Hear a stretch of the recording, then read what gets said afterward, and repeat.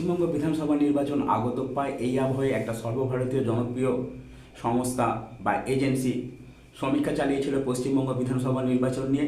সেখানে বলা হয়েছিল যে 2026 সালে মুখ্যমন্ত্রী হিসেবে আপনি কাকে দেখতে চান। 46.2% মানুষ জানিয়েছেন যে পুনরায় তারা মমতা ব্যানার্জিকে মুখ্যমন্ত্রী হিসেবে দেখতে চান। অন্যদিকে বিজেপির শুভেন্দু অধিকারীকে 24% মানুষ পরবর্তী মুখ্যমন্ত্রী হিসেবে দেখতে চান এবং অন্যান্যদের দেখতে চান 29% মানুষ। তো বন্ধুরা, এই প্রথমবার মমতা ব্যানার্জির জনপ্রিয়তা বা মুখ্যমন্ত্রীর দৌড়ে মমতা ব্যানার্জি 50%-এর নিচে নেমে এলেন। তথাপি এখনও পর্যন্ত রাজ্যে 46.2% মানুষ মমতা ব্যানার্জিকে মুখ্যমন্ত্রী পদে দেখতে চান বলে এই সার্ভেতে জানানো হয়েছে। যদিও বিজেপি শুভেন্দু অধিকারীকে মুখ্যমন্ত্রী পদপ্রার্থী বলে এখনও ঘোষণা করেনি।